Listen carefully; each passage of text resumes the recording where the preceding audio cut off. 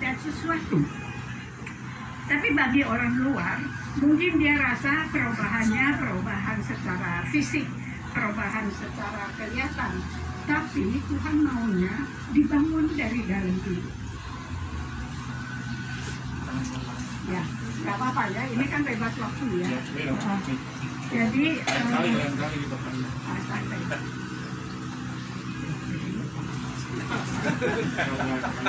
perubahan Tuhan. Jadi perubahan Tuhan maunya kita bangun dari dalam.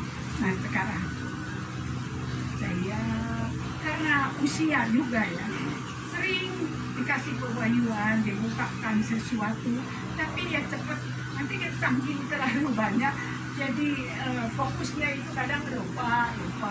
Nah jadi fase yang sekarang yang saya nangkep, saya sedang belajar untuk jalani, yaitu kita tuh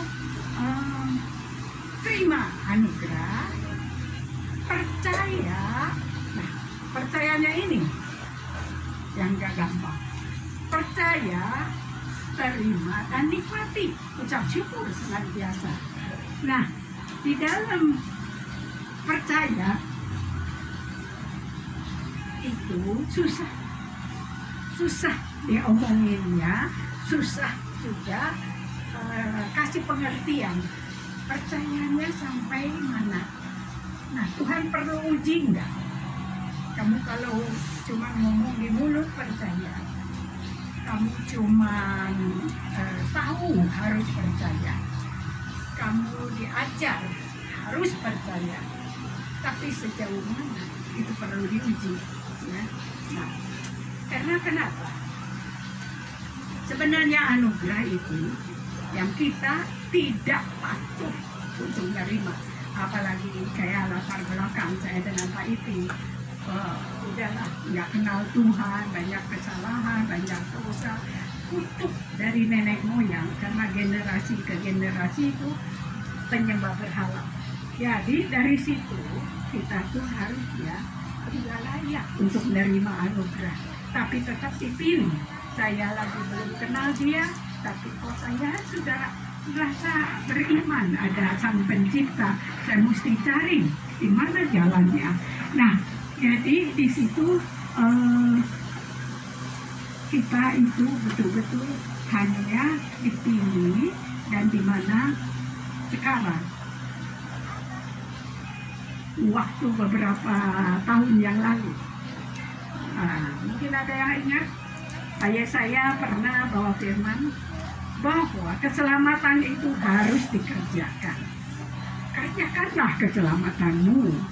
Tapi masa kita balik lagi seperti hukum Taurat, kerjakan dengan kekuatan, kemampuan, dengan akal, dengan segala cara untuk kita tuh kerjakan keselamatan. Tapi pemahaman sekarang lain. Kerjakan itu yaitu percaya. Percaya itu harus kita kerjakan. Bisa kita dihadapi dengan situasi, bisa dihadapi dengan macam-macam masalah. Di situ diuji. Kamu masih percaya? Ya udah, kalau itu nyambung ya. Kamis depan. Ya, kan kali mau panjang. Eva nyanyi, saya mau iring Yesus. Kamis depan ya omanya. Depan. Kamis depan 2 jam. Saya Mau iring Yesus. Saya mau iring Yesus sampai selamanya. Saya mau iring Yesus.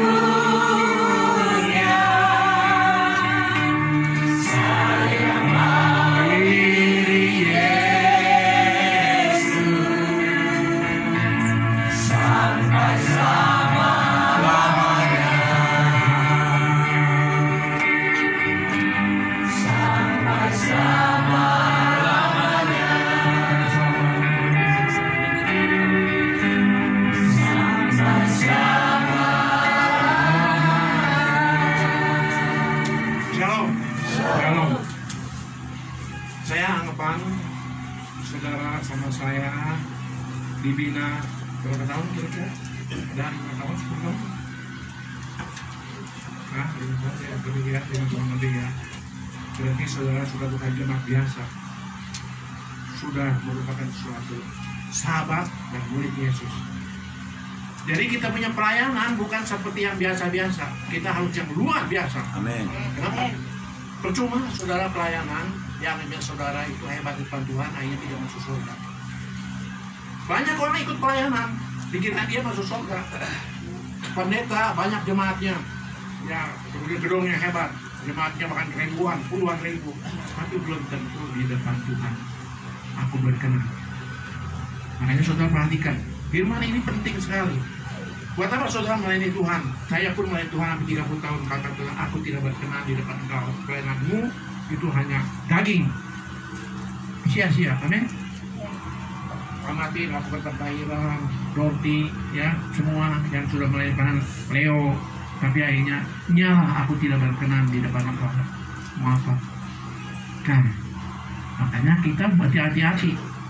Memang dulu juga saya seperti kalian. Kalau saya merasa pentahiran, waduh, Tuhan pakai saya nih. Wah, kadang-kadang kita ego, kita timbul, sombong, kita kadang-kadang merasa dipakai Tuhan. Kadang-kadang kita egois, ya kalau khotbah pengen dimonopoli, ya kemudian tidak pernah mau merendah hati. Dulu saya pun demikian. Nggak apa-apa, tapi ingat ya, jangan terlalu lama. Kalau terlalu lama ini celaka. Kayak kita naik sepeda, geloyong-geloyong, biarin aja, jangan nggak bisa, biarin aja geloyong-geloyong, nanti kayak ayahnya tahu yang lurus tuh bagaimana. Akhirnya kan kita naik sepeda tuh lancar. Nah, sekarang kita karena bukan seperti hamba Tuhan yang baru-baru melayani Tuhan, kita ini udah lama, belum tua, ya. Jadi kita harus berkenan di depan Tuhan. Kalau nggak sia-sia. Dia di depan, saya di belakang, nggak jadi masalah. Jangan saya pengen di depan, saya pengen kepuji, saya pengen dihormati orang apa? Jangan. Kalau saudara masih tetap begitu, itu belum tentu berkenan di depan Tuhan. Nah, sekarang, ya pelayanan yang berkenan kepada Tuhan itu yang bagaimana? Yaitu kita punya sifat harus seperti Yesus. Amin. Saya terangkan kemarin ini, sifat-sifat dari Yesus ada berapa? Halo? 17 poin. Seperti Yesus itu. Siapa yang ada sempurna di sini? Tidak ada. Termasuk saya, tidak ada.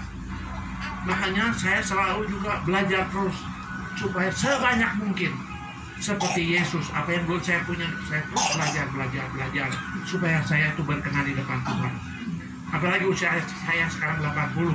Buat apa kalau Tuhannya aku tidak berkenan pelayananmu itu? Sekalipun kamu pentahiran, sekalipun kamu mengusir setan, aku tidak berkenan karena kamu dagingmu yang berbicara. Kamu tidak nurut apa yang katakan Tuhan. Amin. Ya. Nah, sebagai seorang yang melayani Tuhan, ya, dan pekerjaannya, kita harus dapat memastikan apakah pelayanan kita itu berkenan kepada Dia atau tidak. Ya. Kita harus melihat Dia, kalau bisa, waktu kita melayani pentahiran, kita bisa tidak mengimajinasi bahwa Tuhan itu sedang senyum atau Tuhan itu sedang marah sekalipun kita melakukan pentahiran. Kalau kita sedang melakukan pentahiran kerasa, waduh Tuhan ini sedang marah. Kenapa? Kalau sedang marah, saudara gimana? Kita sedang melayani Tuhan nih, tapi Tuhan melihat kita pelayanan pentahiran bukannya senang, tapi sedang marah. Nah, kita harus bagaimana? Amati, bisa jawab nggak?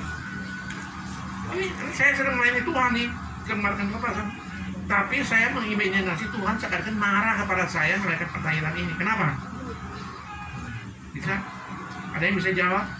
Padahal saya sedang melakukan pekerjaan Tuhan, melayani pentahiran dengan mujizat. Karena pentahiran itu tidak meninggikan dan memuliakan nama Tuhan. Betul. Tapi saudara harus peka. Kenapa? Berarti saudara sedang melakukan pentahiran ini tidak berkenan di depan Tuhan. Kenapa? Saudara ujung-ujungnya duit. Jadi percuma saudara melakukan pentahiran, Tuhannya tidak berkenan. Amin. Ya, maka ini mesti hati-hati. Banyak pendeta terus menekankan perpuluhan, uangnya banyak. Kata Tuhan, aku tidak berkenan. Orang mesti setan. Nah ini banyak juga pakai alasan. Buat apa? Piping mesti setan. Kata Tuhan, aku tidak kenal engkau sekalipun engkau mengusir setan di dalam namaku, aku tidak kenal. Nah, sia-sia kan? Tapi ini juga jangan pakai alasan. Kalau gitu buat apa mengusir setan? Buat apa mengusir setan? Tuhan bisa cara apa? Percuma engkau mengusir setan tidak berkenan di depan aku. Sia-sia. Sama juga berbalik sekarang. Kamu bayang firman Tuhan, kamu ceritanya main Tuhan, kamu song leader, pimpin pujian, kamu main musik. Kata Tuhan, aku tidak berkenan kepada engkau. Karena apa? Setiap kali engkau datang ke gereja itu, mana? Ada PK enggak? Tidak berkenan. Saudara boleh main bagus, tapi belum tentu berkenan di depan Tuhan. Maka ini mesti hati-hati. Jangan daging kita yang timbul, tapi dialah yang timbul. Oh, saya nanti mesti KKR ya. Kata kamu, kata Tuhan jangan. Mau turut atau enggak? Bisa kan sudah tahu kakak itu. Percuma saudara KKR, aku tidak hadir di tempat itu. Sia-sia kan? Tidak akan ada kesembuhan, tidak akan ada hadiran. Kenapa? Karena kamu motivasinya beda. Saya KKR mau cari duit supaya uang gereja cukup banyak. Saya mau kesini kesana piknik sambil melayani Tuhan. Motivasinya sudah beda. Ini banyak sama Tuhan, saya jujur aja. Banyak pendeta sekarang sudah tidak berkenan di depan Tuhan. Dia hanya mencari omset, mencari jemaat yang banyak, kemudian namanya tenar. Apakah benar kata Tuhan dia sudah kenal? Tidak tentu. Maka di sini kita mesti hati-hati ya. Apakah ketika kita memandang wajahnya, kita akan melihat dia tersenyum atau marah? Kalau sedang marah, lebih baik kau hentikan, percuma, tidak dihargai, sekalipun kau banyak musuh setan. Ya. Makanya saya selalu katakan, engkau tuh harus setia dalam hal yang kecil. Kalau hal yang kecil kau setia, Tuhan akan tambahkan hal-hal yang lebih besar. Amin. Kita seringkali yang kecil nggak mau, pengennya yang gede-gedean. Di depan banyak orang, kita dipuji, disanjung. Padahal Tuhan bilang, aku tidak berkenan. Engkau mau mencuri kemuliaanku di depan manusia. Manusia itu tidak berkenan semua di depan Tuhan, karena manusia itu semuanya berdosa. Makanya aku tidak berkenan. Makanya saudara harus mencari, apakah pelayanan aku berkenan tidak di depan Tuhan? Kalau tidak, percuma. Amin. Mengapa kita harus memastikan? Sebab kalau tidak, kita bisa bahaya. Jangan seperti di dalam Matius 7 ayat 21 sampai 23. Kalau kita tidak mengerti bahwa ini berkenan atau tidak berkenan di depan Tuhan, seperti Matius 7, yang dikatakan begini. 22. Pada hari terakhir banyak orang akan berseru kepada Tuhan, Tuhan, bukankah kami berbuat demi namamu dan mengusir setan demi namamu dan mengadakan banyak mujizat demi namamu? Pada waktu itulah aku akan berterus terang kepada mereka dan berkata, aku tidak pernah mengenal kamu. Kamu nyalah daripada aku, kamu sekalian perbuatan kejahatan. Kelihatannya kita melayani Tuhan, tapi udah kita melakukan kejahatan, cari duit, cari orang kaya, cari populer supaya kita nih pendeta yang hebat, yang penuh mujizat, penuh kuasa. Kata Tuhan, lu ngagumin diri sendiri, bukan untuk Yesus. Ini kalau tidak ada yang kontrol, kita akan sombong dirinya timbul. Bahkan saya mengatakan terakhir, saya dibawa bersama Tuhan sama nyawanya ke padang gurun. Maksudnya akunya ini dimatikan. Percuma kita ikut Yesus kalau akunya masih monjol, akunya pengen dipuji sama orang. Sekarang yang penting, makanya kita harus fokus kepada Yesus saja. Apa yang selalu Yesus katakan? Apa? Coba pelayanan Yesus yang terpenting apa yang perintahkan kepada kita? Ada yang bisa jawab? Pelayanan Yesus kepada murid-muridnya, inilah yang berkenan kepadaku kalau engkau melakukan apa yang aku suruhkan. Perintah apa yang berkenan? Ada yang bisa jawab? Amanat agung. Nah, amanat agung, amanat yang paling tinggi, yang paling agung, yang Tuhan tinggikan. Kita apakah sudah atau belum sesuai dengan amanat agung ini? Kita hanya mencari jiwa supaya gereja kita penuh, supaya perpuluhan kita penuh, ya, kemudian dipuji orang, waduh hebatnya jemaatnya ribuan juta. Tapi jangankan amanat agung, apa yang dikatakan amanat agung? Beritakan Injil sampai ujung bumi. Udah atau belum? Halo? Kalau belum, apa yang kamu banggakan? Kamu jago kandang, jagonya Jakarta, Bandung, di Afrika kamu belum. Perintah Tuhan apa? Ke ujung bumi, dimanapun kita berada, di Dayak dimanapun, jangan datang. Orang yang betul-betul hamba Tuhan tidak takut tergantung pada jemaat. Dimanapun dia pergi hanya tergantung pada Yesus. Di mana ada Yesus pasti orang Afrika, orang Amerika, semua akan datang berbondong-bondong. Amin. Kita jagonya di sini, jago kandang. Karena dari mulut kita, wow, pinter, ngomong, khotbah pinter, pengertian. Tapi hatinya ujung-ujungnya duit. Seorang hamba Tuhan di Jakarta, 1 minggu bisa 6 kali khotbah. Karena Jakarta macet, dia kejar omset. Memang jemaatnya banyak, tapi apakah berkenan di depan Tuhan? Lu cari omset, bukan cari jiwa. Ini buat apa? Kalau dia nggak ditegur, dia nggak akan tahu. Pikirannya dia hebat. Kemudian kedua, hati-hati. Tidak ada satupun pelayan seorang hamba dunia ini yang dapat kita patokan berkenan kepada Tuhan. Saya pengen pelayanan seperti Niko. Saya pengen pelayanan seperti siapa? Tony Daud. Saya pengen pelayanan seperti ini, seperti itu. Apa ini benar? Tidak ada seorang hamba Tuhan siapapun yang berkenan di depan Tuhan karena dia sebagai manusia. Makanya kita jangan mau jadi seperti siapapun. Yang penting kita harus seperti Yesus. Kalau kita mati masuk surga, percuma kita pelayanan hebat. Kayak Niko segala, atau Yuno masuk neraka. Buat apa? Makanya di sini kita be careful, mesti hati-hati. Jangan ingin menonjolkan diri gua hebat. Tidak. Yang hebat adalah Yesus. Makanya sifat-sifat Yesus 17 itu harus diingat-ingat. Siapa di sini ada yang sempurna? Tidak ada. Saya juga sedang menyempurnakan. Kalau ada kekurangan, kita tetap belajar. Jangan sembarangan ngomong orang sesat. Oh itu sesat, karena kamu nggak bisa. Kalau kamu nggak bisa ngomong sesat, apa kamunya benar? Kamu juga nggak benar. Apa bedanya 5 orang buta pegang gajah? Oh gajah kayak sapu, kayak buntutnya. Satu bilang kayak daun, pegang kupingnya. Satu bilang kayak tembok. Memang kita tuh pendeta tuh hamba Tuhan sering kali begitu, karena dia nggak bisa. Kalau orang bisa, sepertinya Andi Simon yang di Kalimantan, Andi Simon ya, Samarinda. Ya, itu begitu pengurapan sesat. Jangan begitu. Kamu bisa nggak? Kamu nggak bisa. Dia kan tepat begitu, puji banyak yang sembuh. Memang orang tuh bodoh. Memang di bodoh-bodoh itu sepanjang jalan begitu orang ngantri, dia juga ada benernya. Cuma dia tidak sesempurna Yesus. Kita tinggal selalu. Kalau sendiri nggak bisa, hati-hati tuh, itu sesat. Itu si Dayak, apa? Ida Dayak, nah, sesat itu. Kamu jangan ngomong begitu. Sebenarnya lebih berkenan di depan pendeta-pendeta yang banyak jemaatnya yang pengen duit. Ibu udah nyembuhin orang tidak pakai duit. Kita pendeta yang banyak jemaatnya nyembuhin pakai duit. Perpuluhan, kolektor, tunjuk tuh kantongnya ke sana. Yang berkenan siapa? Dia menunjuk bahwa Ibu Ida tidak berkenan. Dia sendiri sebenarnya tidak berkenan. Ibu Ida nyembuhin orang pakai duit nggak? Halo? Enggak. Demonstrasi di depan. Ya dia pakai kuasa lain. Tunggu dulu. Apa kamu nggak ada kuasa lain? Hah? Waktu kamu KKR apa nggak ada kuasa lain? Jawab. Kamu ingin menunjukkan diri. Bahwasakan urapan saya hebat. Tapi nggak ada kuasa lain. Ada. Aku ingin dagingnya berbicara. Maka hati-hati.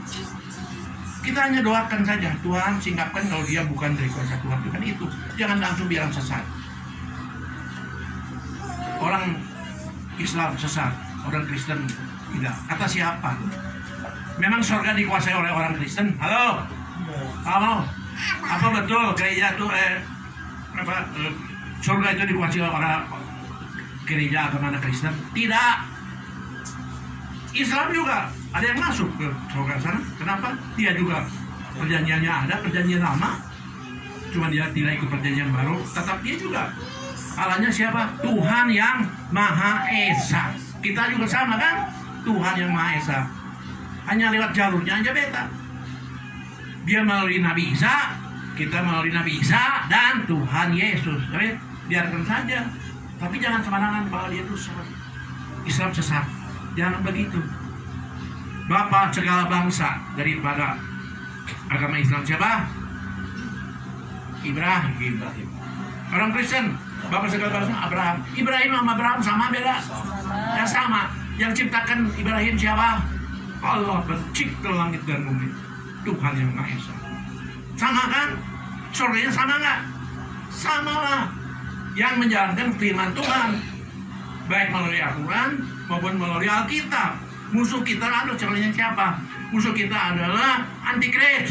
Musuh kita adalah setan sebenarnya, baik Kristen maupun Islam. Musuh kita tuh sama-sama adalah setan. Saudari yang makan sinode dengan sinode, Islam dengan Kristen. Islam juga ada 73 atau 77 aliran. Semua diadu-adukan sebenarnya, semua tuh karena setan. Padahal kita mau Islam mau Kristen itu bersatu. Lawan kita adalah si Dajjal, lawan kita adalah antikris, lawan kita adalah setan ini supaya kita tidak masuk surga. Ingat, surga itu bukan dikuasai oleh agama Kristen, tidak. Barang siapa yang menjalankan firman Tuhan. Firman Tuhan ada apa aja? Taurat, Zabur, Injil, Al-Quran. Sedangkan Al-Quran ada apa di situ? Firman Tuhannya. Perjanjian lama.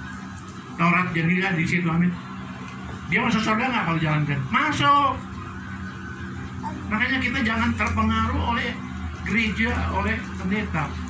Termasuk istri saya dulu. Nah, saya baca Al-Quran marahnya setengah mati. Hati-hati lu sesat. Dia sok, ya nggak sesat. Padahal dia udah sesat. Setelah dia ngerti, baru dia diam sekarang. Barangkali seringkali kita tuh nggak ngerti, kita udah ngomong sesat dulu. Padahal kalau ngerti ini, Kristen sama Islam, nggak usah ribut-ribut. You mau Kristen boleh, mau Islam boleh, yang penting dua-duanya masuk surga nggak? Percuma you mau Kristen masuk neraka, satu masuk Islam jadi ke surga. Betul? Betul? Kalau dewasa tuh harusnya begitu. Ya. Saya hanya bicarakan sama kalian itu, kita jangan terpengaruh oleh aliran gereja, aliran pendeta. Kita hanya terpengaruh oleh aliran apa yang Yesus Kristus ajarkan kepada kita, tidak akan salah. Makanya perintah dia yang paling tinggi adalah amanat agung. Beritakan Injil sampai ujung bumi. Usir setan di dalam namaku. Nah, saudara belum bisa belum usir setan? Kalau belum bisa, berarti saudara belum bisa menjalankan amanat agung. Berarti saudara masuk surga? Masih belum. Karena perintahnya Tuhan Yesus tidak mau kerjakan. Mau turuti gereja yang ini berbahasa roh begitu, tapi tidak usir setan, percuma berbahasa roh siara jadi hamil. Bahasa roh yang sesat. Kita patokannya hanya Yesus. Yesus apa yang dia kerjakan, kita bisa atau tidak. Kalau belum bisa, sempurnakan. Jangan Yesus, oh dia mah Yesus. Kita kan manusia. Iya, kamu kan seperti Yesus. Nggak bisa 100% dia, 20%-nya kayak tingkatkan 30%-nya kan 50. Jangan, wah saya ini paling hebat. Jangan mengagungkan siapapun di dunia ini, pendeta siapapun. Kita boleh meniru cara-caranya. Tetap patokan kita adalah Yesus. Apa yang Yesus bisa, kita sempurnakan. Pendeta bisa belum tentu diterima oleh apa Tuhan Yesus. Amin. Ya. Jadi kita melakukan pengairan itu juga supaya kita mau seperti Yesus. Ya. Yang sakit disembuhkan, betul nggak? Yesus kan menyembuhkan orang sakit. Kita harus bisa menyembuhkan juga, ya. Melalui pentahiran. Oh, jadi kita juga berkenan. Nah, usir setan di Tuhan Yesus. Kita udah bisa belum? Bayar. Yesus, kenapa Pak Iping mesti singkapkan? Nanti saya akan singkapkan bagaimana kerajaan setan waktu kita melayani gereja setan. Kenapa kita mesti belajar mengusir setan? Kan setan sudah diusir sama Tuhan Yesus 2000 tahun yang lalu. Iya, tapi bukan sama kamu, sama Yesus. Sama kamu malah nggak takut, dia nggak. Yesus sebelum umur 30, setan juga tidak takut sama Yesus. Kenapa? Kenapa? Karena Yesus waktu itu masih sebagai manusia, belum ada kuasa urapan. Setelah 30 tahun, pertama kali dia mujizat di mana di Kana membuat anggur dari air biasa menjadi anggur merah. Itu pertama kali dia mujizat. Sebelumnya tidak bisa. Orang buat mujizat. Ya, nyembuhin orang sakit juga nggak bisa. Jadi kita mau seperti Yesus. Oh, kita harus dijamah oleh Roh Kudus. Yesus setelah 30 tahun dibaptis Roh Kudus, kena urapan dari Roh Kudus, baru di situ dia punya kuasa dan mukjizat. Makanya saudara itu butuh dibaptis Roh Kudus, ya. Kita jangan turut aliran gereja, HKBP, GKI, Pantekosta, GBI. Kalau tidak mau, sebetulnya itu hanya memenuhi syarat aja di dunia. Yang kita mau adalah sinode, ya Pak? Yesus. Sinode Yesus. Tuhan Itu yang Yesus. benar. Sinode itu kekuatan manusia, Pak. Kata Pak Sinode juga saya banyak yang nggak benar juga. Ujung-ujungnya duit. Di mana kalau ujung-ujungnya duit itu adalah mamon. Mamon itu adalah lawannya Yesus. Selama kita doyan Tuhan, doyan uang, hati-hati, ya, berarti kita sudah ada antikris di sini. Ini kekuatan dunia kan? Kalau saudara senang uang, ya, kekuatan dunia yang akan menyeret engkau masuk ke neraka. Orang di dunia perlu duit, amin, memang perlu, tapi bukan utama. Kata Tuhan, berkat kita cukup sehari. Amin. Selanjutnya kita serahkan kepada Tuhan. Itu yang Tuhan mau. Nah itu kenapa? Kita waktu itu kan seperti Yesus.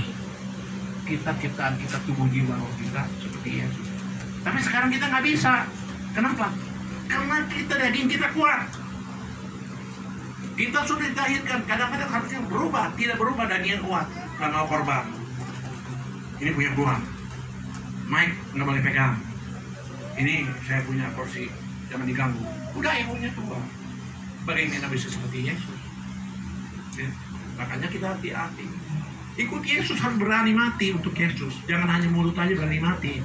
Prakteknya baru duit korban aja udah takut, apalagi nyawa. Saya taksir di antara segini.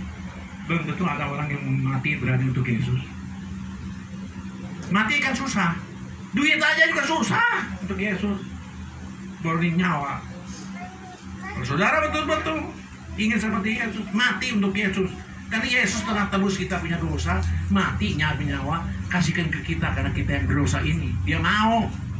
Kita sendiri semua lupa kacang, lupa kulitnya. Maunya enak sendiri, ya, senang sendiri. Kalau senang ingat keluarga, suami, istri, anak. Kalau susah, cari Tuhan Yesus, cari hamba Tuhan, tolong Pak, malam-malam juga tolong Pak, tolong. Kalau hamba Tuhan yang sedang susah, tolong, tuh takut ditelepon juga. Apakah ini berkenan di depan Tuhan Yesus? Kalau saudara sedang susah, ingat hamba Tuhan. Tapi hamba Tuhan sedang susah, saudara pun ketakutan. Pak Iping ngomong, aduh ya, kasih pinjam uang. Asosiasi juga ke sana. Bagaimana saudara bisa berkenan di depan Tuhan Yesus? Saya di Padang Gurun, saya terima kasih. 6 tahun Tuhan proses saya makin tahu, makin mengenal manusia itu siapa. Manusia rohani, manusia jalan makin. Bukan hanya dari mulut bibirnya, tapi hati pun saya akan tahu. Puji Tuhan. Ya.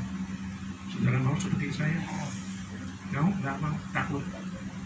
Semua ikut Yesus, kalau ingin harus diproses. Tidak ada bukunya dari proses. Ya cuma kita minta jangan sekaligus, sedikit-sedikit sesuai dengan kekuatanmu. Kalau sedikit saudara dia tak kuat, saudara dia gila, bisa gila, betul, gak kuat. Tapi Tuhan juga tahu kekuatanmu kan. Kita ikuti kekuatan kita seberapa mana. Kayak kita ambil besi, kalau kekuatannya begitu dulu, ya. Terus 100 itu yang gak kuat, ya pengen lah kamu. Tapi sedikit-sedikit mau dikerjakan, namanya rendahkan diri. Kalau bukan bagian kamu, silakan orang lain, silakan kasihkan. Jangan terus aja dipegang, harus saya. 2 harus saya yang pegang. Kalau khotbah harus saya sebanyak-banyaknya selama-lamanya. Bukan begitu. Kalau Tuhan diserahkan, amin. Makanya kita harus memperhatikan, ya. Hidup karena menurut daging jadi susah. Sudah kita bersihkan, sudah kita tahirkan karena hidup menurut daging, kita tidak kuat, dagingnya kuat. Jadi akhirnya sekalipun ditahirkan, oh saya sudah ditahirkan, ya sudah, masih 10 kali tidak akan ada perubahan. Karena daging. Makanya pentahiran ini relatif. Ada yang 5 kali langsung berubah, 1 kali bisa berubah, 30 kali juga tidak bisa berubah. Oh saya ikut pentahiran, sudah berubah dong. Kalau dulu kan berarti dari masih kuat.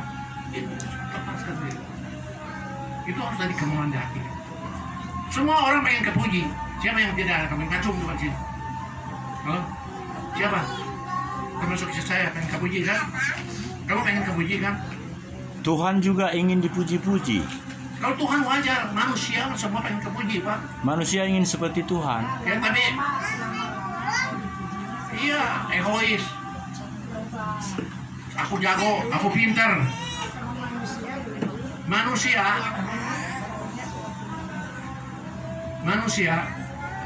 Iping secara ukuran manusia cukup pintar, amin. Tapi saya jujur di depan Tuhan, saya manusia paling bodoh terbodoh. Umur 50 tahun masih belum kenal Yesus. Ini sombong. So pintar, so dosen, so jago, so bisa ngobatin orang, bisa nyembuhin orang. Sombong. Kalau tidak begitu lama 50 tahun ikut Yesus belum ketemu. Karena sombong.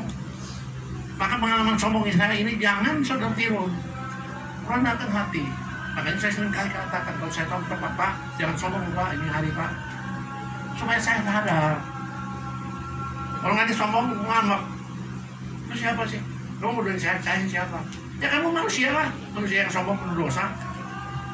Kalau dia lawan begitu, kayak dunia. Kamu manusia, kamu sombong penuh dosa termasuk saya. Apa yang disombongkan? Apa yang disombongkan? Piping. Kan kita nggak usah memperdalam soal setan. Setan kan sudah dikalahkan oleh yang namanya Yesus. Iya, namanya Yesus Kristus. Tapi bukan sama kamu. Yesus Kristus sendiri sebagai Tuhan sebelum 30 dia juga tidak bisa susah setan. Tidak bisa. Jadi saudara jangan memakan namanya Tuhan Yesus itu. Tuhan Yesus harus kita banggakan kalau dia ada urapan dan hidup di dalam roh kita. Sekalipun anak kecil, roh kalau anak hidup dia bisa usir setan. Amin. Jangan kira anak kecil tuh tidak bisa. Kenapa kerajaan Allah ada di anak kecil? Karena dia jujur. Dia tuh tidak mengenal kamu kaya, miskin, masa bodoh. Ya, baik gua senang atau tidak senang, lihat hati. Di sini kita harus was-was ya. Saya ajarkan karena waktu saya sudah dekat, sudah 80. You mau benci sama saya nggak apa-apa. Tapi someday, suatu hari pasti sudah akan berkenan apa yang saya katakan. Saya harap, saya berani ngomong begini karena saya tahu angka rapor saya kira-kira. Saya itu apa yang di surga, pada yang di neraka, saya sudah tahu. Tapi kayak kita ujian, saya hafal pelajaran matematika.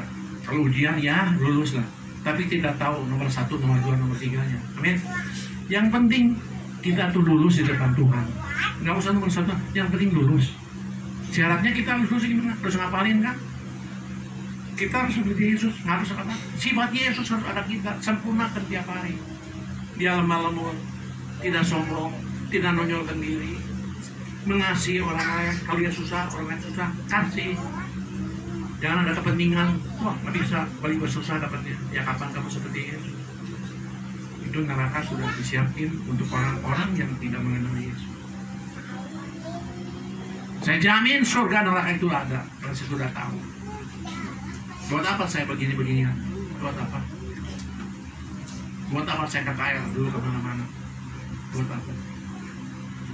Saya tahu kan dia ada. Kelihatannya tidak diperhitungkan. Semua Tuhan perhitungkan apa yang kamu kerjakan untuk dia. Dia mau perhitungkan. Orang tidak menghargai, tidak apa-apa. Yang penting Tuhan mencatat kita punya pelayanan kita. Nggak usah dicatat banyak orang. Yang penting mah Yesus aja. Pak Iping, kamu tinggalin jemaat Pak Iping yang udah 200-300. Kata saya, tidak apa-apa. Yang penting hanya Yesus satu, jangan tinggalin saya. Jemaat tinggalin semua nggak apa-apa. Yang penting Yesus jangan tinggalkan saya. Amin. Demikian pun saudara, yang penting Yesus jangan tinggalkan saudara. Anak istri boleh tinggal, tapi Yesus jangan tinggal. Ingat patokan saya, ingat apa saya punya apa pegangan saya ini. Yang penting jangan Yesus tinggalkan saudara. Anak, istri, saudara siapapun boleh tinggal, tapi Yesus jangan. Di situ nanti saudara tahu, saudara akan menjadi kuat. Semua itu akan datang, kasih, mujizat, berkat, semua itu akan datang kepadamu. Kamu mengharapkan saudaramu yang kaya, kan? Saudaramu yang ternama, ada kuasa segala macam, semua akan tinggalkan kalau saudara tidak berkenan di dalam hati dia. Tapi Yesus setia. Mau kamu setia atau tidak, dia tetap setia. Alhamdulillah ini. Jadi terakhir saya berikan satu kesimpulan. Untuk itu mari kita evaluasi keberadaan kerohanian kita setiap saat. Bukan keberkenaan manusia yang kita kejar, namun berkenan Allah yang kita